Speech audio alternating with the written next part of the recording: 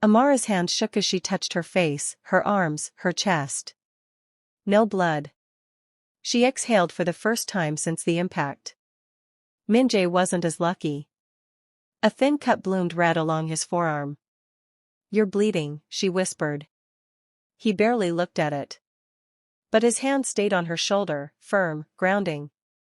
As if letting go might make everything real. The Kong estate rose ahead of them like a warning. Tall gates. Perfect symmetry. Too quiet for a place that claimed to protect.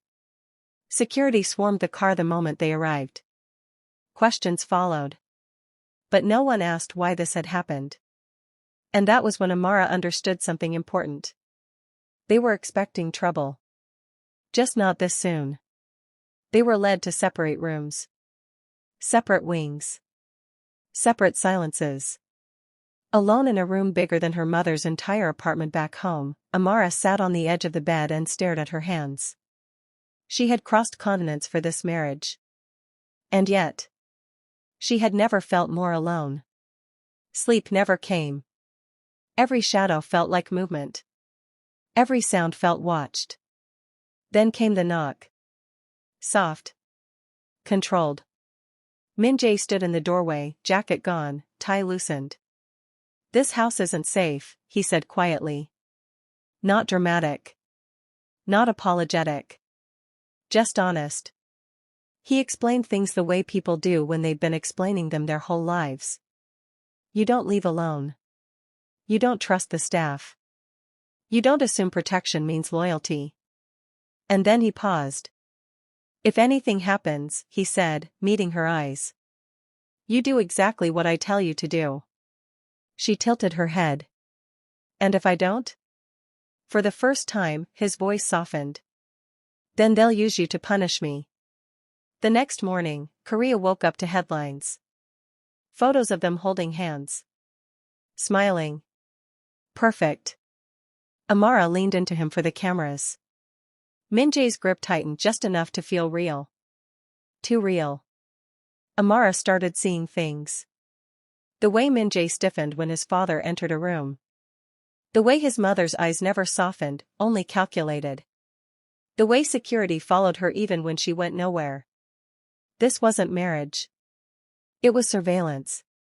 She saw him one afternoon. Standing near the hedges. Waiting. His eyes met hers, and filled with panic. Min-Jae appeared seconds later. "Go," he said sharply. The man left without a word. Amara didn't ask. She didn't need to. Min-Jae never touched her unnecessarily. But he made sure she ate. Changed her guards when she looked uncomfortable. Interrupted his mother when her words cut too deep. It wasn't affection. But it was care. And that confused her more than cruelty ever could. The second attempt didn't come with engines or broken glass. It came quietly. Her tea tasted wrong. The room tilted. The floor rushed up to meet her. Amara woke to beeping machines and white light. Min-Jae was there. No mask this time. Just fear, bare and unguarded. "They tried to kill you," he said. Her voice came out thin. "Who?" His jaw clenched. "My family." That was when everything shifted. Min-Jae told her about the board. About the control. About the deal that demanded he live a lie, or lose everything. And Amara realized something else. This marriage wasn't meant to save him. It was meant to cage him. "I'll help you," she said. He stared at her like she'd spoken a language he didn't know. "Why?" She didn't hesitate. "Because I didn't survive all this just to be erased quietly." They stopped pretending privately. And started performing publicly. Hand-holding.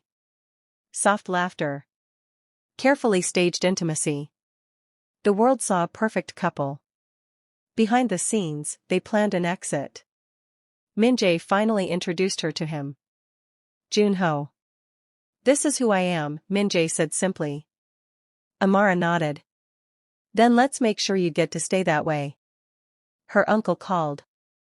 The Kong family had bought his company anyway. The sacrifice meant nothing. Amara didn't cry. She adjusted. Documents surfaced. Money trails. Illegal deals. Names that shouldn't exist on paper. Min-Jae leaked everything. The board panicked. His father lost control. They planned to leave. Quietly. Together, but not as a couple.